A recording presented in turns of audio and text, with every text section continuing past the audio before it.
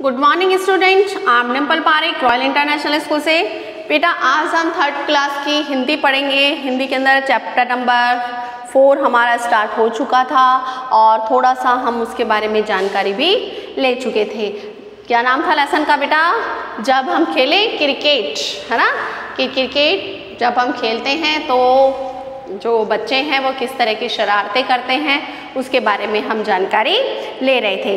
तो अपन ने थोड़ा बहुत पढ़ लिया था इसके अंदर, जिसके अंदर हमने पढ़ा था कि किस तरह से जो बच्चे होते हैं वह क्रिकेट खेलते हैं कॉलोनी में, मोहल्ले में, और किस तरह से जब किसी के घर पे वो बॉल जाके लगती है तो जो वहाँ के रहने वाले जो लोग होते हैं वह किस तरह से बच्चों पे गुस्सा करते हैं। और कई लोग ऐसे होते हैं जिनको कि अपना बचपन याद आ जाता है और वह उनकी बॉल वापस दे देते हैं।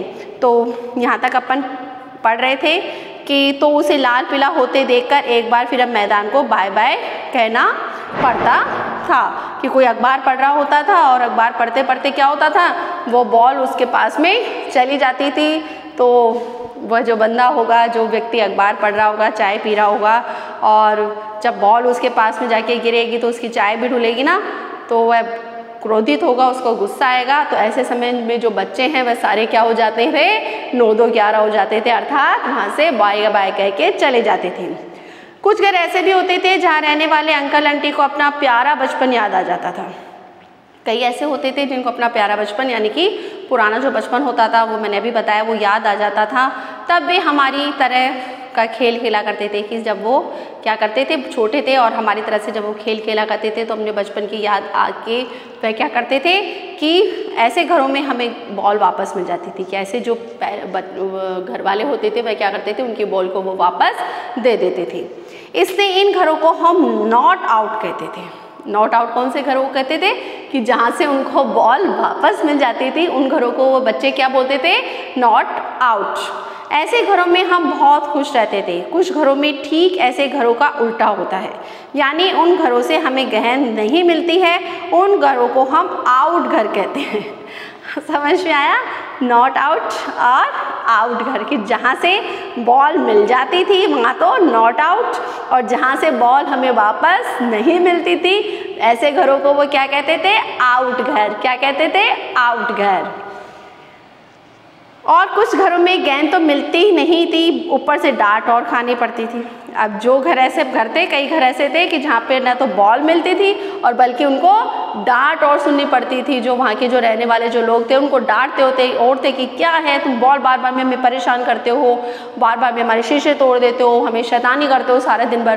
तो वो बॉल भी नहीं देते थे और उनको डांटते थे। तो ऐसे घरों को जो बच्चे हैं वह क्या कहते थे, शाउट घर। कौन से घर कहते थे? शाउट घर। यानी 3 प्रकार के उन्होंने घर बना दिए थे, नॉट आउट, आउट घर और शाउट घर। आउट और शाउट घरों की शिकायत पर हमें कई बार घर में भी डांट मिलती थी। अब जो इसके अंदर बताया गया शाउट घर और आउट घर थे, उनके कारण उनके जब पेरेंट्स थे, उन पेरेंट्स को भी जो रहने वाले जो लोग थे उस घरों के अंदर, फिर उनके पेरेंट्स को उनकी शिकायत किया करते थे, जिसके कारण से जब वो घर जाते थे तो क्या होता था, उनके पेरेंट्स भी उनको क्या करते थे, डांटते थे। तो वहाँ तो डांट मिली जो मिली और घर पे आके भी उनको डांट मिलती थी। और फिर कई दिनों तक हमारी पूरी टीम को मैदान में क्रिकेट खेलने नहीं दिया जाता था, क्योंकि पेरेंट्स के पास में उनके मम्मी पापा के पास में शिकायत पहुंच जाती थी और फिर उनको वो बोलते थे खबरदार जो घर से बाहर निकला वहां जाके तुमने क्रिकेट खेला। तो बहुत दिनों तक वह क्या करते थे, घर में ही रहा करते थे, उनको क्रिकेट नहीं खेलने दिया जाता था। हम प्राय सोचते हैं काश सारे के सारे घर नॉट आउट घर बने होते तो कितना अच्छा रहता। उसने क्या सोचा कि काश ऐसा होता कि पूरे घर क्या बने होते, नॉट आउट। नॉट आउट कौन से घर बताए थे उन्होंने, जिनके कि उनको वहाँ से बॉल क्या मिल जाती थी, वापस मिल जाती थी और वहाँ पे उनको डांट भी नहीं सुननी पड़ती थी। तो वो बच्चे क्या सोचते थे कि काश ऐसा हो जाए कि जो पूरे घर है वह क्या बन जाए, नॉट आउट घर बन जाए, जिससे कि हम आराम से मस्ती से बड़े मज़े से हम खेलें और हमारी जो बॉल उनके घर पे चल जाए। बाई चांस उनके घर का अगर नुकसान भी हो जाए, थोड़ा सा शीशा भी टूट जाए, तो वह हमारी बॉल हमें वापस दे दे और हमारा उत्साह वर्धन करें। तो सारे घरों को उन्होंने क्या बताया कि सारे घर क्या बन जाए कि नॉट आउट बन जाए। अब वो कल्पना कर रहे हैं, सोच रहे हैं कि काश ऐसा हो जाए। ऐसा तो संभव नहीं है, क्योंकि सारे व्यक्ति बोलते हैं ना, सभी हर कोई समान नहीं होता है, सबका नेचर अलग अलग होता है ना।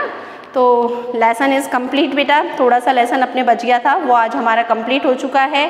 अब आपको बेटा क्या करना है, इसके क्वेश्चन के आंसर मैं आपको बाद में करवाऊंगी नेक्स्ट वीडियो में। आज आपको होमवर्क के अंदर जो इसके शब्दार्थ है वो शब्दार्थ आपको कंप्लीट करने हैं। और बीच बीच में जो मुहावरे आए ना बेटा, जो मैंने बीच बीच में अंडरलाइन भी कराए हैं, 9 2 11 होना, छक्के छूटना, है ना, इन मुहावरों का अर्थ लिखकर आपको वाक्य में प्रयोग करना है।